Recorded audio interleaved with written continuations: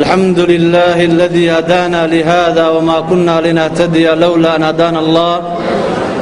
والصلاة والسلام على أشرف الأنبياء والمرسلين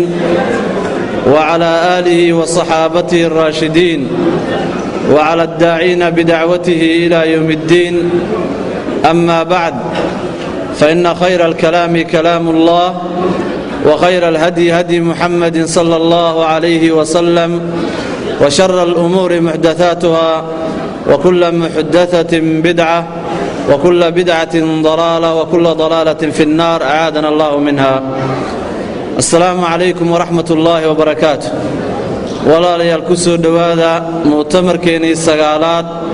oo ay idiin soo qabanqaabiyeen markiska Tawfiiq Islamic Center. maanta waa maalintii koowaad,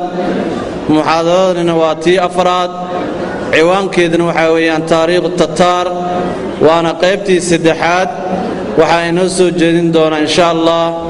sheekheena Sheekh Mustafa Xaaji Ismaaciil. falyatafadal mashkuuran maajuuran biidni illah.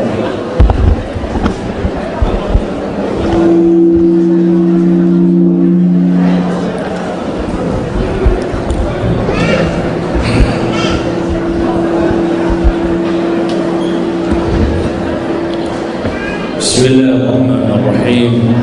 الحمد لله رب العالمين، الصلاة والسلام على أشرف المرسلين محمد النبي الأمي وعلى آله وصحبه وسلم تسليما كثيرا. وبعد، اللهم وفقنا لما تحب وترضى.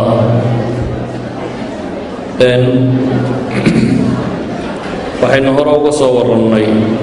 taariikh ka mida ummaddii tataarka la odhan jiray ama mongolianiska. labadaba taariikhyahanadu aynu nidhi way ku magacaabaan. waxaynu soo sheegnay wakhtigii ay soo baxeen ilaa la soo gaadho 622 hijiriyada. waxaynu soo tilmaamnay inay qabsadeen markaasi qaybo badan oo dunida ka mida. caalamulislaami waxaynu sheegnay dowladdii ballaadhnayd ee khawarzimiyiinta la odhan jiray, ee dowla alkhawarzimiya, inay tirtireen boqorkeedii hore firdhad inuu ugu dhintay jasiirad yar. inankii uu dhalee boqorkaayee marka labaad isku dayeyna isna firdhadkii inuu wadiga sind ka tallaabay oo uu xagga iyo indiya oo dowlad yaro islaamiya oo kale ka jirtay uu u gudubay. iyo jinkis khan ninkii la odhan jiray ee boqorka u ahaa bershiya oo diyaarsanaya bulshadii ama dadkii uu maamulayay. haddaynu maanta halkaa ka sii bilowno iyo magaalooyinkii waaweynaa ee waddankaasi khawaarzam ay lahayd oo la tirtiray. maalan taarikhyahanadu waxay tilmaamaan magaalada marwa waa merv ayay yidhaahdaan marka afafkan reer galbeedka lagu qorayo. reer galbeedka historianskooda qaar ka mida waxay yidhahdaan waa magaaladii taariikhda u weynayd wakhtigaas. inkastoo aynu odhan karno malaa baqdaad kamay weynayn, haddana waxaynu soo tilmaamnay iyadoo qura 700 milyan dad gaadhay, 700 kun oo qof in lagu dilay. taarikhyahanada qaarkood waxay leeyihiin qaxoontiyadii iyo wixii dambe ku madhay 1 milyan oo kale gaadhayaan. waxaynu soo marnay nisaabuur af carabigana lagu qoro oo iyadana xawaalay 1 milyan lagu dilay. waxaynu soo marnay carri dhan oo la tirtiray. 622 hijiriyada haddaan ka bilaabo oo aan gebagabeeye qaybta yaree koowaad ee ka hadhay noloshii jinkis khan. waayo jinkis khan wuxuu dhintay 624 hijiriyada. wakhtigaasi waxaa dib u soo noqday ninkii la odhan jiray jalaaladiin ibnu muxamed ibnu khawarzam shaah, oo aynu nidhi wadiga sind buu ka tallaabay. ayaa wuxuu ogaaday in waxoogaa tataarka weeraradooda ay kala degeen. dabeetana webigii sind buu dib uga soo tallaabay. waxbuu urursaday karmaan meesha la yidhaahdo oo koonfurta waddankan bakistan la yidhaahda ah ayuu soo galay. wuxuu u yimi nin la odhan jiray sacdadiin ibnu dakla. sacdadiin waa ninkaynu nidhi khiyaasudiin bay wada dagaalamayeen oo iska soo horjeedeen, oo ah kan jalaaladiinkan walaalkii. sacdudiin ibnu dakla ayuu xilfi la samaystay isagoo ka soo horjeeda walaalkii waxaan in badan sawirada ka arki doontaan iyadoo dawlad xoog badani oo tataar la yidhaahdo ay dunida weerar ku tahay muslimiinta oo iyagu isku mashquul ah laba isu haysta iyo mid oo iyagu kala dhammaan la jalaaludiin wuxuu soo baxay iyadoo nimay walaalayiin oo qiyatudiin la yidhaahdo iyo nin la yidhaahdo sacdudiin ibnu dakla ay istilayaan oo laba gruub oo yaryar yihiin gruubkii walaalkii mooyaane gruubka kale ku biiray isna dagaalku xagga ka soo galay wuu soo socdeen wuxuu qabsaday galbeedka Iiraan dabeetana waxoogaa ciidana markuu urursaday xaggu tataarka kaga duuli lahaa ayaa xawalkii siyaasiga yani weershow xagga siyaasadda ku saabsan baa ku dhacay baynu odhan karnaa siyaasiyiintii muslimiinta waqtigaa noolay halkuu tataarka iyo ummaddan iska celin lahaa soo duushay ayuu weerar wuxuu ku bilaabay khilaafadii cabbaasiga oo sii daciiftay oo aan naf badanba lahayn xaggeeduu weerarka u qaaday magaaladan basra la yidhaahdo ee ciraaq ku taallu 2 bilood go'doon ku hayay dabeetana xagga iyo baqdaad buu u dhaqaaqay baqdaad boqorkii markaa haysto aan mid fiican ahayn naasir lidiin illah ninkii la odhan jiray 47 sannadood buu xukunka hayay laakiin waaxid mufsida buu ahaa bay yidhaahdaan kaa dhankiisu u sii kacay boqorkaasi markuu maqlay dawlad khawarizmiin markii hore ay col ahaayeen markuu maqlay waxoogaa ciidan oo isu soo urursaday iyo basro la go'doomiyey iyo xaggiisa loo socdo ayuu tataarka waraaq u dirtay uu leeyahay ninkaa ha laga soo gaadhoano waa khilaafadii dhammayd ee cabbaasiyiinta ee muslimka matalaysay oo rabta inay tataarka xilfi wadaag la yeelato si looga takhalluso jalaaludiin iyo waxoogaagan uu wato tataarku laakiin waxay iyagu mashquul ku ahaayeen dhul tiro badan bay muddo yar ku qabsadeen dhulkaas sidii ay u dejin lahaayeen dawladnimadooda ugu sugi lahaayeen bay mashquul ku ahaayeen marka way joojiyeen futuuxaadkii tirada badnaa ay sii wadeen looma soo jawaabin ninkii la odhan jiray jalaaludiin meelo baqdaad agagaarkeeda buu qabsaday dabeetana waqooyiga ciraaq buu u sii kacay faris dhulkii la odhan jiray buu qabsaday kor buu u sii socday faristu waa Iiraan qaybteedan sare siiba kor buu uga sii socday waddankan yare hadda Azerbaijan la yidhaahdo ayuu qabsaday dhanka galbeed buu uga sii socday Azerbaijan markuu qabsaday waddankan ku xiga ee la yidhaahdo Georgia waddankii la odhan jiray kurj ee luqada carabiga ay ku yidhaahdaan Georgia haddana qabsaday waa ka sii socday wuxuu samaystay suldo waxoogaa leeg halkaa markuu marayo ayuu heshiis yar oo wakhti gaaban socday wuxuu la galay walaalkiisii qiyaasudiin la odhan jiray uu ninka kale ka taageeray dawlad waxoogaa iyabuu ka wintay markaa sanadka 622 ayaa waxaa geeriyooday khaliifadii dawla alcabaasiya maamulayay dawla alcabaasiya 137 bay soo bilaabantay markana 622 baa la maraya boqorkii markaa joogay oo naasir lidiin illah la yidhaahdo oo 47 sannadood xukumayay dawla alcabaasiya oo taariikhyahanadu ay yidhaahdaan wuxuu ahaa dadka siirada madowle dadka taariikhdiisu madowga tahay baa lagu tiriyaa marka laga warramayo khilaafooyinkii islaamiga nimankii xukunka soo maray 47 sanana wuu xukumayay taariikhdiisuna baal madow bay ku qorantay bay yidhaahdaan wakhtigaas u geeriyooday sanadka hijriyada ee 22 wuxuu iskaga gabagaboobay iyadoo tataarku wax duulimaad aanay soo qaadin laakiin muslimiintu dhexdooda ay isdildilayaan sanadkii 623 iyo 624 hijriyada markay uu soo bilaabmay waxa khilaafada islaamiga qabsaday nin marka taariikhyahanada muslimiintu ay aad u amaanaan waa ninka la yiraahdo al-Zahir bi amrillah al-Zahir bi amrillah waxay yiraahdaan aabihi aksigiisu ahaa yani nin aad u fiican oo aad loo amaano ahaa ولذلك بقى تاريخيا كمسلم كي وين لا ابن الاثير وكمد الرجي احداث تاسي اما دعدوين كاسي وقت قال الله نولا ان كستو اسو سقوط بغداد هرتيد ودنتي لكن هذا تاريخيا هو وين wax ka qoray tataarku kamid aha waqtigii uu noolaa ayaa wuxuu leeyahay khaliifada muslimiinta muu qabanin cumar bin cabdilcasiis kadib nin la mida ninka yidhaahdaa buu yidhi run buu sheegi karaa yani الظاهر بأمر الله wuxuu dhigayaa khaliifkii shanaad الخلفاء الأربعة markaynu ka nimaadno khaliifka la amaanay ugu weyne ka dambeeyay waa cumar bin cabdilcasiis cumar bin cabdilcasiis waqtigiisii buu leeyahay ilaa iyo laga gaadhayo waqtiga kan 622kii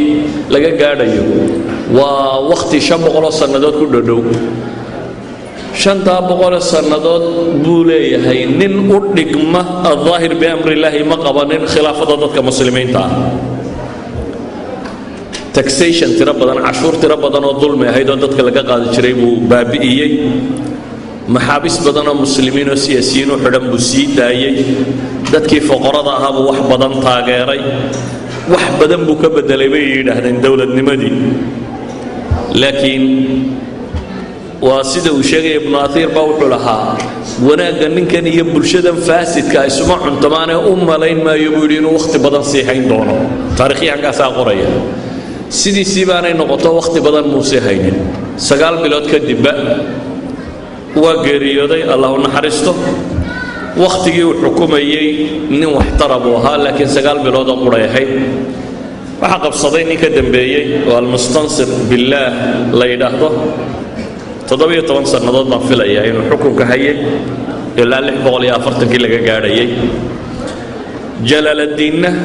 qaybtiisii uu qabsaday ayuu fasaadka ka waday dhacdooyin badan oo isbedelay wakhtiga ma jirto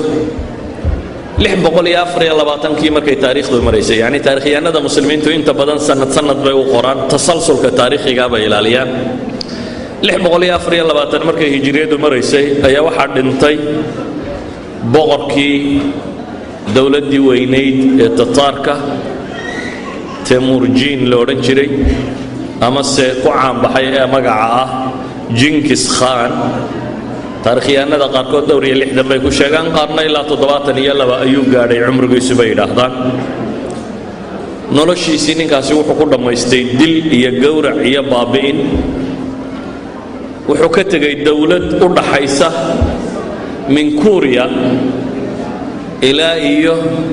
baqdaad dacalkeeda eeraan beershiya dowlad u dhaxaysa yani waa dowlad ka kooban maxay kuuriya ka soo bilow china ku xigsii indojayno oo dhan soo mar باغستان أفغانستان بيرشيا حق سنة وسوكا دولة أبو بلارن بوكتجي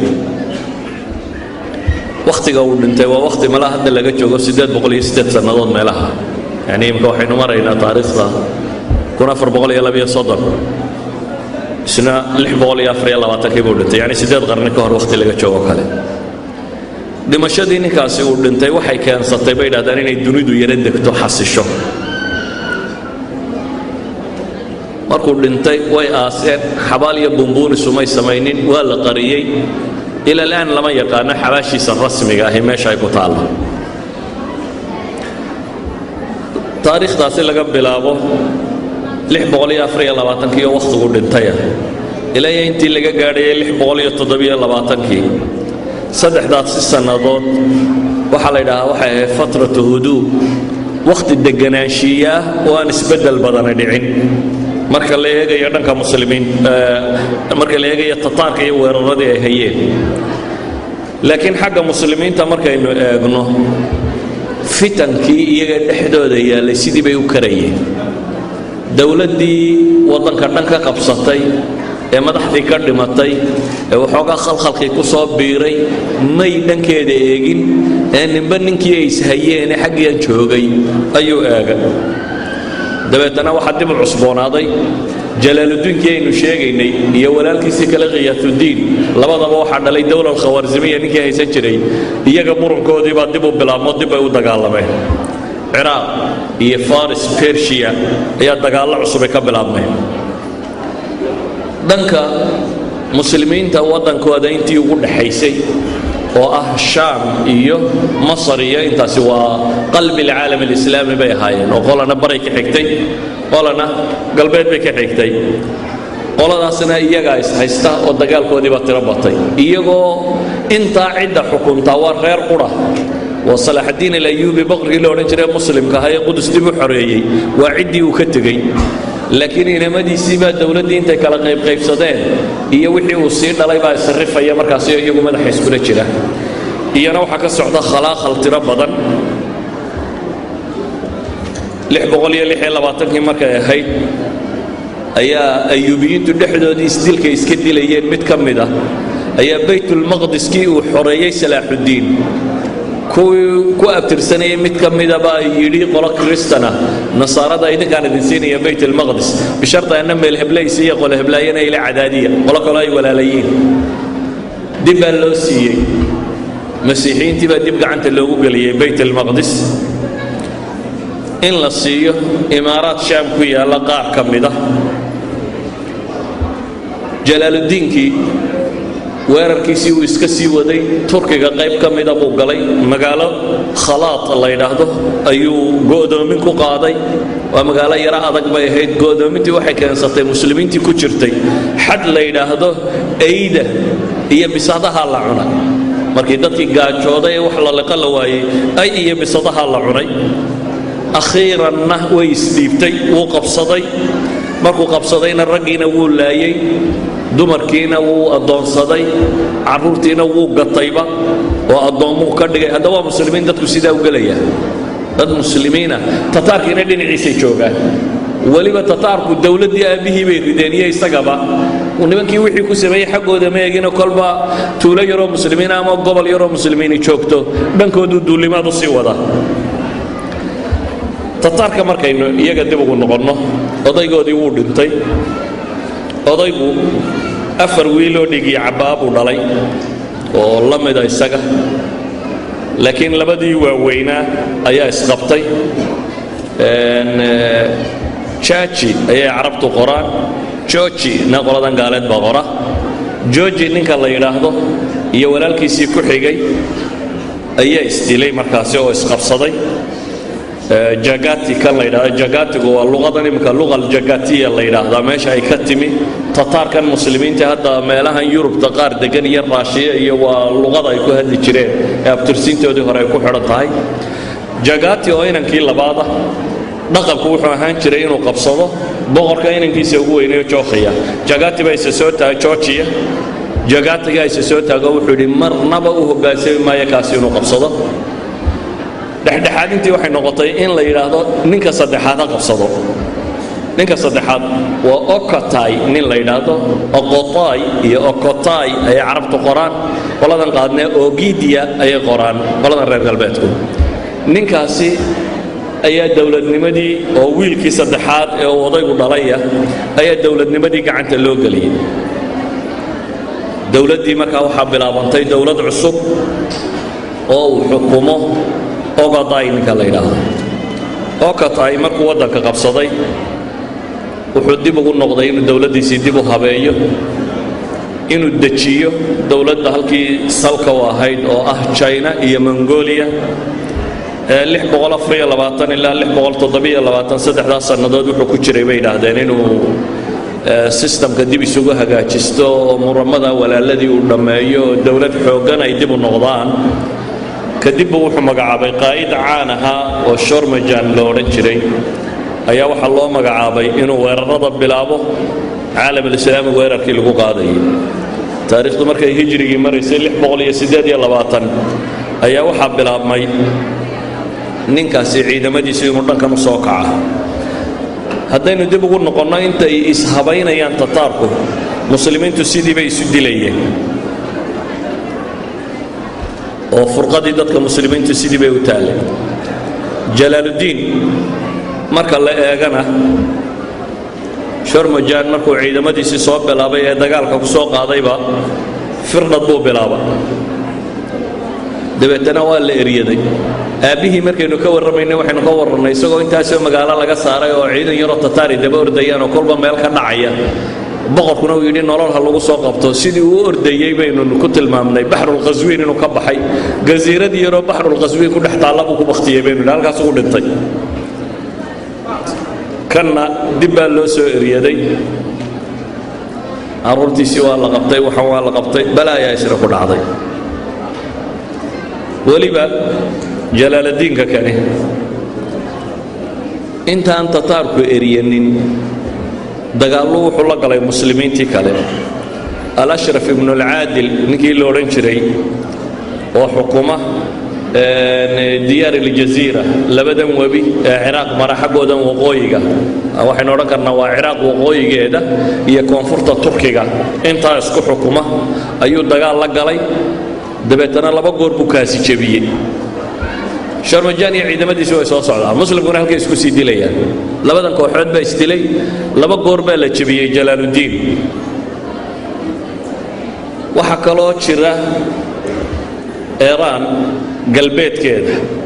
هي بغداد dhexdooda buuraley weeyaan buuraley yar oo dheer oo luuqa ku taala buuraleydaasi waxa degan taayifo ismaaciiliya yani taayifo shiica waliba shiicada kuwan ismaaciiliyada la yiraahdo aqa khaankan iyo kooxdiisii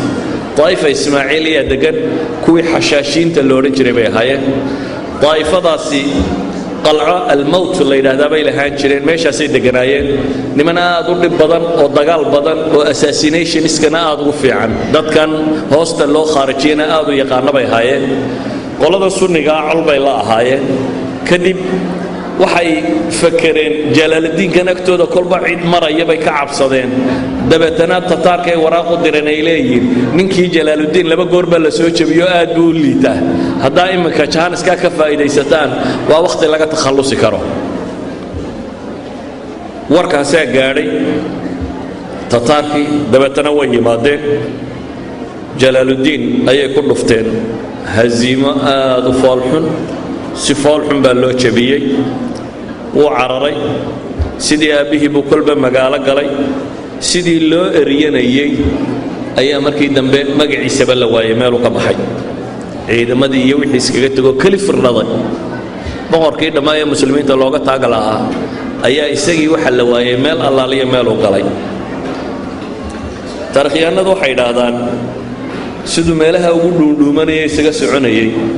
show kurdistaan tan u dhex galay ayuu maalintii dambe wuxuu ku soo baxay baa la yidhi nin reer miyi iyo kurdiya oo meel iska degan ninka reer miyiga ee kurdiga berigii hore uu dagaalada waday buu walaalkii dilay dabeetana ninkii reer miyiga markuu ku soo baxay buu war kumaad ahaydoo malaha lagaa yara cabsadiyo wuxuunbuu isyidho wuxuu yidhi jalaaluddin baan ahay jalaaluddin ibnu muxamed dowla alkhawaarzamiya boqorkeedii baan ahay ma ninkaasaa tahay ha waa si fiican waa marti sooray soo dhowow buu yidhi martisoor fiican buu u sameeyey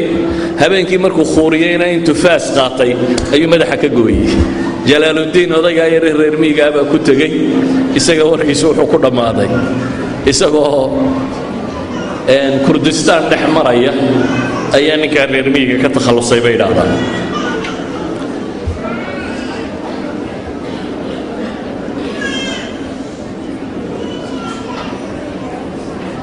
waxay yidhaahdaan tataarku dagaalkii bay soo bilaabeen maadaama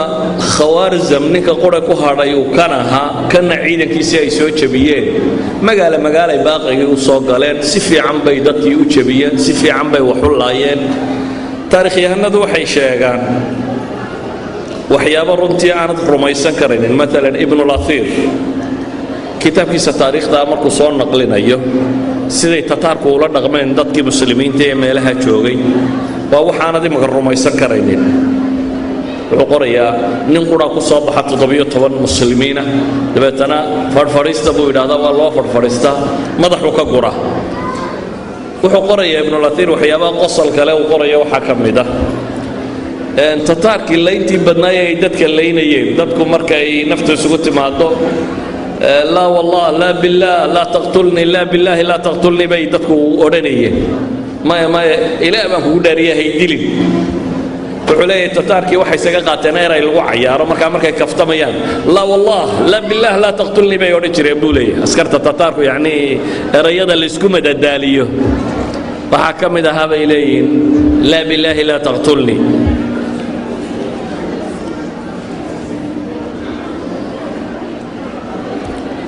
دولة المنغولية أما التتارك وحي قبصدين مركا وحي دولة مسلمين أو دوري الطبان إنورا كرنا دول ما أنت إلى لبي طبان ودانو ما أنت تشيره وتركمانستان iyo Tajikistan iyo Afghanistan iyo waxaasoo dhan istaanadoo dhan soo mar ilaa Pakistan ku soo dar ilaa Iran ku soo dar ilaa Azerbaijan ku soo waxaasoo dhan bay qabsadeen iyaga iyo dawlad Cabbaasiya waxa u dhaxeeya markaa luuqii yaraaye ay deganayeen nimankii Shiicada Ismaaciiliyada la oran jiray taariikhda marka la soo gaadhay 629 ilaa 634 shantaas sanadood isbedel badan may samaynin ee waxay isku dayeen inay dawladnimadoodii adkeeyaan meeshii dawlad Khawaarizmiya ay ka talin jirto dhanna iyagu caga dhigtaan intaa waxa ku gabagabaysmay dawlad Khawaarizmiya iyo warkeedii oo inuu labadii muxaadaro hore kaga hadalay halkan waxa ka bilaabmaya markaasi weeraradii labaad ee ay qaadaan nimanka Tataarka la yiraahdo nimanka Tataarka weeraro dhowr wayna akhriyi doonaa hadii waqtigu inuu sibo hadda halkan waxa ka bilaabmaya weerarkii labaad ee rasmiga ah ay qaadaan oo dhul cusub ay ku qaadaan weerarkooda rasmiga ah waxa loogu talagalay inuu hogaamiyo ciidan wato nin la yiraahdo Batu Chochi baa dhalay يعني باتو waxa awoow ah Genghis Khan waa Batu ibn Jaji ibn Genghis Khan Batu ciidan wato ayaa waxa loo soo diray Bahr al-Qazwin badan la yiraahdo iyo meeshaasi wuxuu bilaabay markaa inuu Russia iyo dhankaasi weerar ku qaado wuxuu qabsaday webigan Volga la yiraahdo dadkii Turkida ahaa ee meesha waxa degi jiray Atrak dadkii Turkida ahaa ee webiga Volga la yiraahdo ayuu wada qabsaday kor buu sii socday 635 ayuu wuxuu weerar ku bilaabay markaa Russia caalamka islaamka xageedii markaa inuu soo jeesan ciidanka weyn waxa loo jeediyay xagaasi Russia ayuu dagaal ku bilaabay oo Russia magaalooyinkii waaweynayda ay lahayd oo dhan bay xabad u jiideen waxay qabsadeen magaalo Riidan la yiraahdo waxay ku xigsiiyeen Kolomon waxay ku xigsiiyeen Vladimir waxay ku xigsiiyeen Sozdal waxay ku xigsiiyeen Moscow caasimaddiya waxay ku xigsiiyeen Poryev waxay ku xigsiiyeen yani isay magaalo ilaa ay Tuzuk dhowr iyo 10 magaalo waaweyn oo magaalooyinka Russia bay qabsadeen haddaan si kale u tilmaamo waxay dhahdaan Russia masaaxadeeda markaa waxa lagu qiyaasayay ilaa iyo 17 milyan oo kiiloomitir murabbaca 17 milyan oo kiiloomitir waa imisa waa inuu dhigata dhulka Soomaaliya malaa 720 jeer Soomaaliya waa 600 iyo maxay 627 kiiloomitir bay ahaan jirtay jamhuuriyadda Soomaaliya intay ahayd dhulku laabmi kara yani inta soo jeer 720 jeer oo Soomaaliya ay 2 sano gudahood ku qabsadeen waxa qiyaastaa dhul baaxadiisu Soomaaliya 720 jeer tahay oo 2 sano gudahood ciidan maray 2 years within 2 years bay waxay ku mareen wadankii Russia la oran jiray dhamaantii bay jiideen waa 635 iyo 636 magaalooyinka markay galaan dhaqankoodiina way ku wadeen ahaa inaan wax nool wax dhaqaaqa la sii deynin Moscow oo kale waxa la yiraahdaa dhagtay dhiiga si fiican ugu dareen 638 markay maraysay ay waxay bilaabeen markaa inay weeraradooda Yurub ku soo jiheeyaan Batu ninka la yiraahdo oo ina Georgia curadkii ama odayga ninkii weynaaye uu Genghis Khan dhalay ayaa dhalay wuxuu bilaabay inuu Yurub weeraro weerarka koowaad waxa lagu bilaabay wadankan la yiraahdo Ukraine waa wadan masaaxadiisu taa Soomaaliya ku dhadhaweyd waa 600 oo kun kiiloomitir halka Soomaaliya 627 ka ah Ukraine ayuu dagaal ku soo bilaabay Ukraine dhamaanteed buu qabsaday ilaa uu ka soo galay caasimadooda Kiev ayuu qabsaday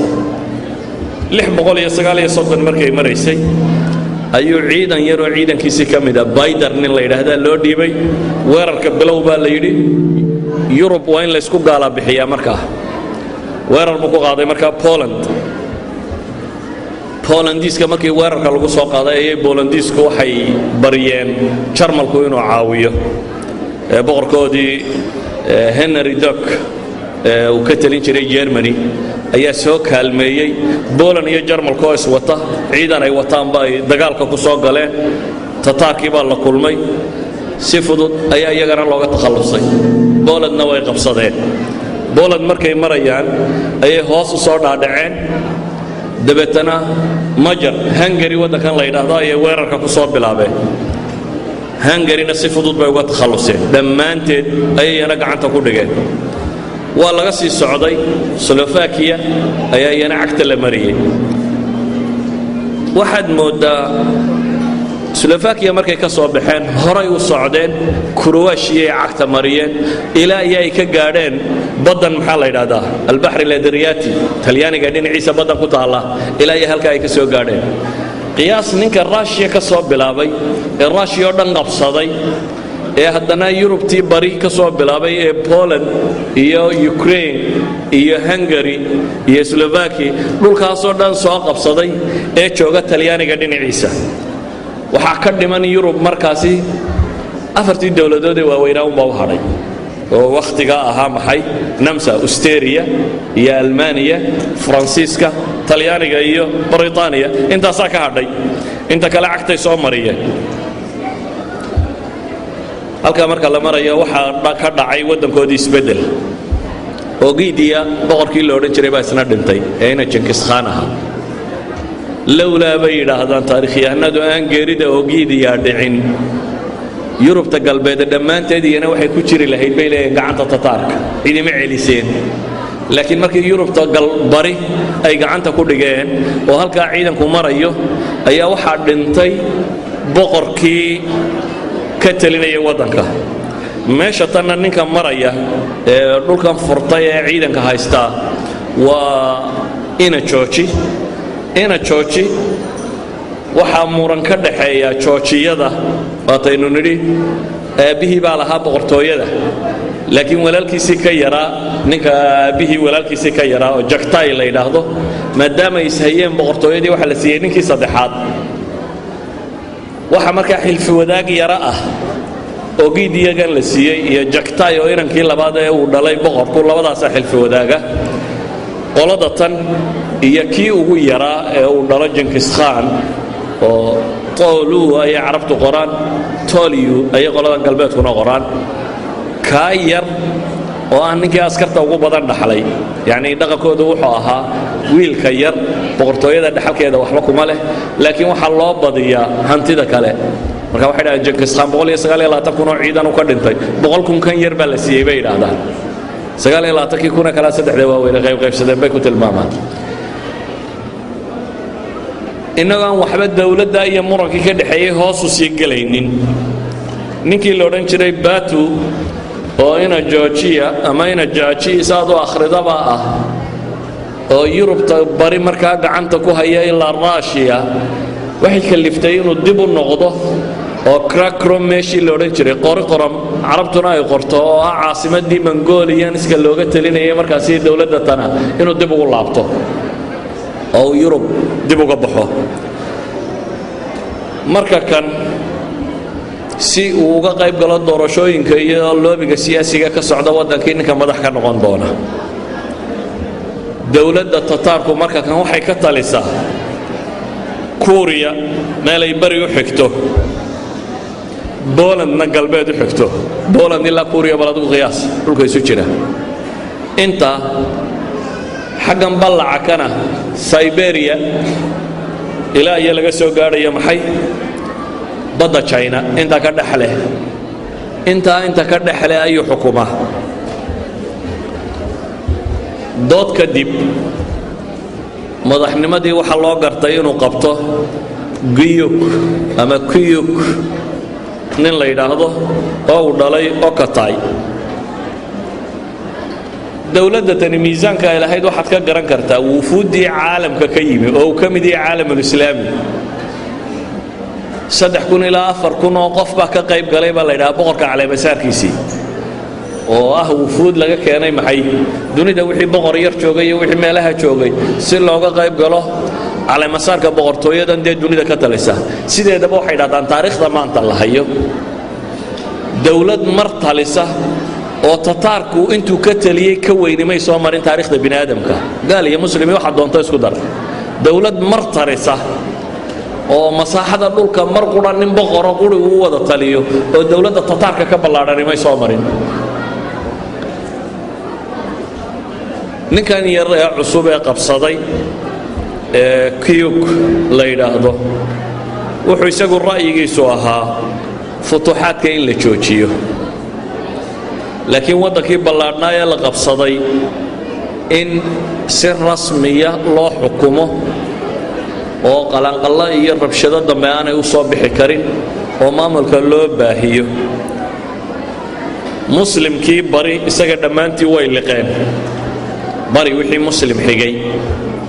waan odhan karaa wakhtigaa malaa muslimiinta inta ugu badan bay haayeen, iyaga dhammaantood way liqeen. bartamihii muslimka intii ku noolayd oo ah marka ciraaq ilaa masar inta ka dhexle ah iyana qalaanqal tiro badan baa ka jira oo dawlal ayuubiya iyo cabbaasiye iyo wixii dhex socday qalaanqal tiro badan baa ka jira. galbeedka muslimiinta marka la eego iyana waxaa duntay dawladdii dawlal muwaxidiin la odhan jiray, saa daraaddeed iyana muran kale ayaa ka jira oo marka loo eego libiya iyo aljeeriya iyo morocco iyo jazaa'ir waxaan marka la eego iyagana dawladdii ka talinaysay intaasoo dhammi way duntay oo waa kala daadsantay. dawladda tataarku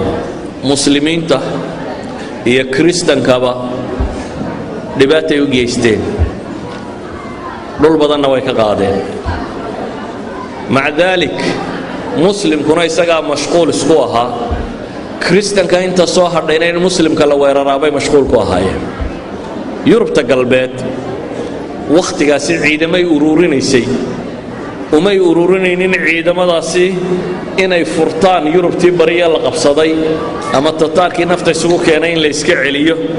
ee waxay u ururinayeen in ay dhul kale muslimiinta ka qaadaan iyaguna oo ay weerar soo qaadaan. yurub markaa dagaal bay u diyaargarowday muslimiinta lagu qaado, siiba waddankan shaam la yidhaahdo iyo masar. tataarka laftiisii waxay dhex galeen bulshadii ay la noolaayeen, siiba dumar badan bay guursadeen oo dumarkii cadcaddaa ee kiristanka ahaa, maadaama muslimiintu dumarkoodu aan la ogolayn inay guursadaan gaaladu.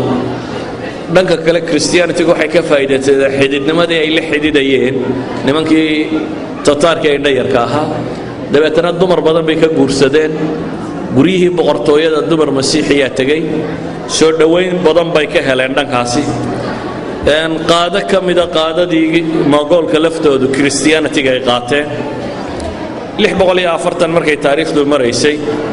waxaa dhintay isagana boqorkii ka talinayay dawla alcabaasiya almustansir billaah ayaa dhintay. kadib waxaa qabtay inankiisii la odhan jiray almustacsim billaah. khilaafada muslimiinta ninkaa qabtay wuxuu ahaa bay dhahdeen nin ku caanbaxay qur-aanka akhrintiisa, wuxuu ahaa bay dhahdeen cilmiga tafsiirka iyo fiqiga nin wax doora ka yaqaana, acmaasha khayrkaa nin aad ugu fiican buu ahaa, laakiin waxay dhahdeen cillad buu lahaa. waxaa haysatay bay dhahdeen ghafla can siyaasa, nin wadaada uunbuu ahayo wadaadnimadiisa ku fiican, qur-aan akhriskiisa iyo wardigiisa iyo cibaadadiisa, laakiin ma ahayn bay leeyihin siyaasi muxannaka oo wakhtiga kani waa wakhti shiddo, waa wakhti dagaal, waa wakhti u baahan nin tajribo siyaasiyo fiican leh. marka nin wadaadoo cibaadada ku fiican buu ahaa bay leeyihin, laakiin ma ahayn haba yaraatay khibro siyaasiyo fiican nin leh. weliba ma ahayn bay dhahdaan nin kala yaqaana ragga sida loo doorto iyo xaashiyada uu wadanayo. sida awgeed dad aad u liita ayuu ka dhigtay. wasiir alawalkiisu wuxuu ahaa nin shiica buu ka dhigtay, waan fiicnayn. xaashiyo aad liidata ayuu soo urursaday. waxay yidhaahdaan muu noqonin rajululmowqif ama wakhtiga dhibtu taagantay ninkii ummadda ka saari lahaa muu noqonin. dowladdii tataarkuna waxaynu nidhi wakhtiga kan kiyuku markuu qabsaday 639 ilaa iyo 646 7 sano hayaan filaya, 2 sano mise 3 sanana xaaskiisa markii dambe qabtay. toddobadaas sannadood wax waddanoo cusub may furanin yani mongolianisku dagaal cusub oo waddana may qaadanin waxay isku dayeen inay waddannadii ay qabsadeen inay hagaajisan karaan ama ilaashan karaan reer galbeedku wakhtigaas iyaguna waxay isku dayeen inay ka faa'iidaystaan siiba waxay u arkayeen colaadda iyaga iyo muslimka u dhexeeya inay colaad rasmiya oo aan gaboobaynin oo soconaysa ay tahay laakiin nimankani maadaama aanay caqiide iyo diin cusub wadin weliba waxaa taarikhyahanada qaarkood ay tilmaamaan mongolianisku ama tataarku diimaha aad umay faragelin jirin ama may necbayn laakiin qaanuun yaasiq la yidhaahdo alyaasiq bay carabtu qortaa ama alyaasi laakiin yaasa bay kuwa kala qoraan qaanuun la yidhaahdo bay lahaayeen qaanuunkaasi qasab buu ahaa qaanuunka dowladda sidan cilmaaniyiinta oo kale diintaa doonaysa ku cibaadayso laakiin qaanuunka dowladdu inuu qasab yahay nidaamkii islaamiga ee wakhtigaa jirana waxaynu naqaanaa islaamku caqiide iyo shareeco iyo qaanuun kala baxsanay ma jiro laakiin diimaha ay kala baxsan yihiin way ku hoos noolaan karayeen waayo inuu kiniisad la dhistay iyo in masaajida la dhistay iyo waxaasi wax weyn kama ahayn bale taarikhyahanada qaarkood baa waxay yidhaahdaan 16 gobol ee ay sameeyeen tataarku magacyada islaamiga ragga watay wax maamulaya 9 bay ahaayeen 9 ay u dhiibeen provinceski kuwa kalena Chinese bay u badnaayeen bay yidhaahdaan waayo mongolianisku niman reer miyiga oo dagaalyahanna bay ahaayeen laakiin rag maamul yaqaana ma ahayn saadaradeed meelaha ay qabsadaan meelaha qaarkood markay maamul iyo idaarad timaado cid maamul yaqaan ay daydayan jireen oo inay u dhiibaan iyagu se waxay ahaayeen niman fardaha leeda ku fuula oo faras golay wata oo dagaalkooda surca yani dhulka la yiraahdo way isaga jareen meelo malaa'imka gaadhiguba uu dirqa ku jaraa la yiraahdaa maalmo yar bay u kala gudbi jireen meel aan laba ogeyn inay waaga ugu bari jireen iyagoo dhowr kun ama 10 kun askari oo faras fuushan xataa waxa la tilmaamaa taarikhyahanadu fardahooda kooro caan kuma ahayn la dafuul bay ku wadan jireen marka niman aad u fudud oo dheereeya bay ahaan jireen waqtiga deganaanshihu jiray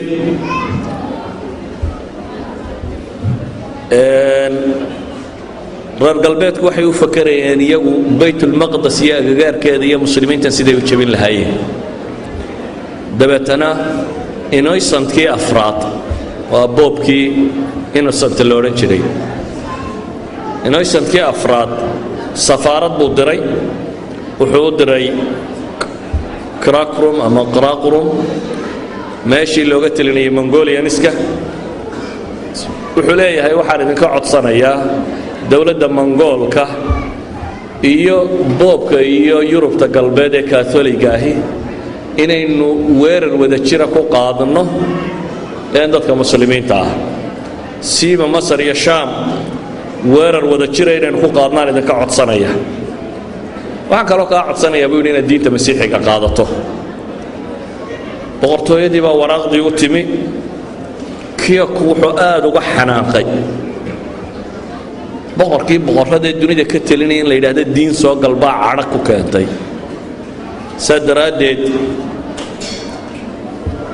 wixii uu soo qoro dhan wuu diiday wuxuu yidhi adiga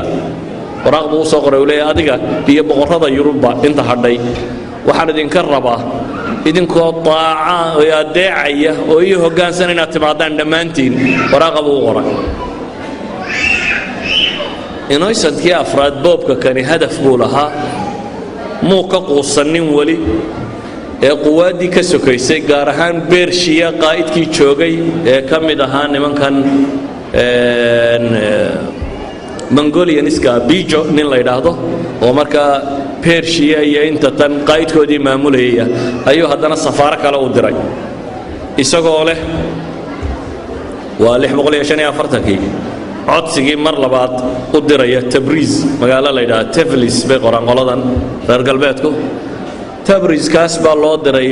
ninkaa jooga bijo la yidhaahdo inuu aqbalo qadiyadatan aad buu u soo dhoweeyey bijo wuu karaameeyey qoladii masiixiyiinta ee u timi laakiin de isagu go'aan ma qaadan karo ilaa iyo boqorkii weynaaye kiyuk uu qaato boqorkiina waxaa la ogayay ra'yigiisu halkuu joogay wadannadii reer galbeedku fikraddii uu dirayay boobka qura kumay qancin iyo waxa kiiye ciidan urursibaaba la bilaabay bilaabmay luwiskii sagaalaad ee faransiiska ka talinaya inuu ciidamadii kaatolig oo dhan soo hogaamiyo ciidamo ururis in lagu sameeyo jasiiradan qubrus la yidhaahdo oo ciidamada la isugu keeno markuu qubrus yimi ayuu haddana waraaq kala qoray tii saddexaad baa la qoray oo laga codsanayo nimanka tataarka ahi hadiyooyin tiro badan iyo wax tiro badanna uu u dhiibay waa 646 bay maraysaa markaa in dagaalka ay la soo galaan marka kan khaqaanku yani asalka khaanka ahaa boqortooyada laakiin markuu odaygii dhintay caruurtiisii kii boqortooyada loo doortay meena kuwa kale midba gobol dawlad gaara baa la siiyey mid walba khaan baa loo bixiyey kii madaxda wada noqdayna markaa khaqaan bay ka dhigeen khaqaanku marka waa kiyok waa kan meeshoo dhan isku haysta khaqaanku wuu soo dhoweeyey nimanka kan aad buu soo dhoweeyey laakiin waraaqdii saddexaad waxay timi 646 isagoo kiyogii markii hore dee xidhiidhka lala sameeyey uu isna dhintay geeridiisii bay la kulmeen geeridiisii markay la kulmeen markan meeshii waxa qabsatay 3 carruur oo yaryar buu ka tegey hooyadood ayaa oqol qaymosh la yidhaahdo ayaa looga dhigay wisaaya inay carruurta hayso oo koriso ilaa iyo intay dowladdana iyadu boqortooyada sii maamusho laakiin nimankii dagaalyahanadii reer miyiga ahaa kumay qancin in naagi ka taliso dabeetana muddaa dowladdii mongolian isku khalkhal gudeed uu galay 3 sannadood bay islaantaasi hor fadhiday waa la murmay akhiiran waxa guulaystay loobigii inanka weynay wixii uu ka tegay ka yari wixii uu ka tegay joojiga iyo carruurtiisii waa baatu ciidankii yurub qabsaday ninkii hogaaminayay familigaasi iyo familigii yaraa oo tuuli ay yidhaahdaan labadaa families gargaarsaday oo gaad iyo jagtay labadaa familina way isgargaarsanayeen oo iyagaa 3 boqor kala dambeeyay ahaa labadan boqor kala dambeeyay siiba akhiiran boqortooyadii qoladii yaryareed iyo wixii oo dhan waa laga qaaday afartii inana uu dhalay ninkii la oran jiray Genghis Khan kiisii ugu yaraa qolo ku abtirsata ayaa meesha qabsatay waa manko ninka la yiraahdo manko Khan loo qoro marka la dhamaystirayo ninkaas meesha lagu wareejiyay 3 sannadood ee habartani meeshan haysatay qoladii faransiiska iyo reer yurubkii wada socday way sugi kari waayeen in ciidamo u diyaaro Qubrus weerarkooda ay qaadeen waa crusadeska weerarkii toddobaad ee taariikhyahanada ka waramaan ay qaadaan ee macruufka ahaa Masar bay ku soo qaadeen Salih al-Ayyub ninkii la oran jiray markuu Masar haystay halkay dawlad Mamalik ka soo bilaabmi doonto boqorkii muslimiinta markaa meesha tan haystay wuu xanuunsanayay isagoo xanuunsanayay yiri igaya frontka la keenay meesha dagaalku intuu soconayay 3 maalmood dagaalku socday meelahaas buu geeriyooday shajaratu dur gabadh la yiraahdo uu qabay ayaa qarisay yaan la sheegin baa la yiri boqorku waa ciidamada niyad jabaya islaan iyo dhowrkii janana ciidankaba u tashaday waxay yiraahdeen boqorku inuu dhintay aan qarino inanku dhalay Tooran Shaam buu ku maqayo meelo Shaam buu haysta inankaana hal loo yeedhay dhahay dagaalkuna hada socdo boqorkiina waa caafimaad qaba oo aan dadka ku niraano muslimka dagaalkii sidii buu ku socday dagaalkii wuxuu socdaba Louis-kii sagaalaad isaga nolol lagu qabtay markii dambe boqorkii Faransiiska isaga la qabtay Louis-kii sagaalaad oo maxbuusnimo loo qabtay crusadeska dagaalkoodina waa la jabiyay Tooran Shaahna wuu yimi isna wuu dhintay shajaratu dur ayaa meesha qabsatay askarigii janankii ugu weynaa ciidamada Izzuddin Aybak la yiraahdo bay guursatay dadkii way ka dhaadhici weyday boqortooyadeedii ninkan bay guursatay ninkii baa akhiiran inankii baa yimi inankii baa la isqabtay way ka takhaluseen dawlad Mamalik taad maqashaan waa halkay ka bilaabantay markaa Izzuddin Aybak iyo qolada tan waa halkay ka bilaabantay uma jeedna inaynu taariikhda ka warrano laakiin waxaynu u jeednaa inaynu tilmaamno Masar Faransiiskii iyo reer galbeedkii iswatay markii ay soo weerareen intii ay isku mashquulka ahaayeen Tataarku yaanay jawaab soo celinin ayaa laga takhalusay waxa soo baxay markaa dawlad cusub oo Tataarku uu leeyahay waxaa loo magacaabay ninkaa la yidhaahdo manko khan caalamulislaami markii ay qabsadeen masaaridii markii ay guulaysteen ismay daynin ee ayuubiyiintii kale shaam haysatay isdileen iyagu muslimiintu sidii bay mashquul isugu yihiin xaggan christianity dagaalaa kaga socda crusadeskii xaggana tataarkaa kaga socda dhexdoodana laysma tusayo oo weli sidii bay isu dilayaan markii faransiiskii laga takhallusayba waxaa bilaabmay dagaaladii sokeeye ee ka dhexeeyey shaam iyo masar labadabana caa'ilo qudhaa wada haysata oo dawla ayuubiya baa ka wada jirta halkan waxaa bilaabmaya markaa waxay ku tilmaamaan alijtiyaax الثالث ama weerarkii saddexaad ee ballaadhnaa ee ay soo qaadaan nimanka loo yaqaano mongolianisku weerarkani wuxuu ku bilaabmayaa iyadoo wixii ciraaq galbeed ka xiga wixii ciraaq bari ka xiga oo dhan nimanka tataarka ay haystaan muslimiintii aad loo gumaaday maalan muslimkii beershiya deganaa dhulkana eeraan la yidhaahdo waxay dhahaan 10 ilaa 15 milyan bay ka dileen wakhtigaas siday beershiyanka tiradoodu u yaraatay bay yidhaahdaan beershiyanku dawlad weyn oo macruuf ay dunida ka ahaan jireen dad ahaanna qowmiyaadkii tirada badnaa bay ka mid ahaan jireen laakiin dagaalada tataarka gadaashood bay yidhaahdaan beershiya tiradeedii rasmiga ahayd waxay dibba u soo gaadhay qarnigan aynu hadda noolahay bartamihiisii qarniga 20aad bartamihiisii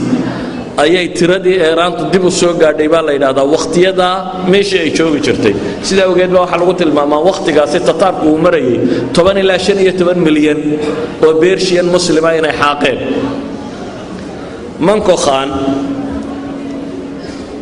manko khan ibnu tuulu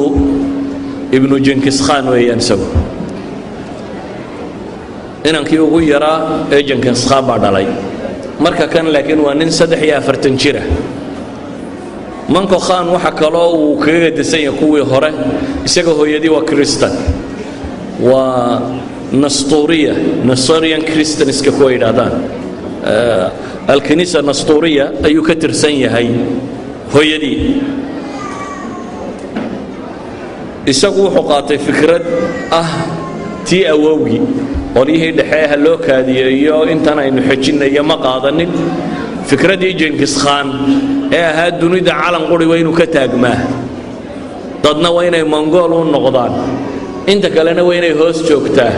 fikraddii ahayd buu dib u nooleeyey wuxuu leeyahay waxaa dawladdan ay dhismaysaayo qura marka aynu weerarada rasmigaa bilowno dawladdu markaa isagu dhaxla waxay haysataa kuuriya ilaa Poland inta ka dhaxle waa dawlad ka talisa min kuuriya ilaa Poland ayuu dawlad ka yahay saddex nin ay walaalayihiin ayuu kala diray nin wuxuu ku reebtay caasimadda oo inuu la taliyo u noqdo gobolkan caasimaddu joogana maamulkiisa uu hayo waariqa booqa bay yidhaahdaan booqa ninka la yidhaahdo meesha ku reebay waddanka China iyo Indo-China intaa isku dhanna walaalkiisa kale oo kabalay ama qabilay ee carabtu qorto ayaa loo dhiibo leeyahay waa inaad maamushaa walaalkiisa saddexaad halagu la yidhaahdo ama hoolaako carabtu qorto hoolaakana waxa loo dhiibay dawlad al-Khawarizmiya inta ay ka talin jirtay ama Persia ayaa loo dhiibay waxa la amray inuu weerar qaado markaas uu qabsado maxay dawlad al-Abbasiyya wuxuu bilaabay markaa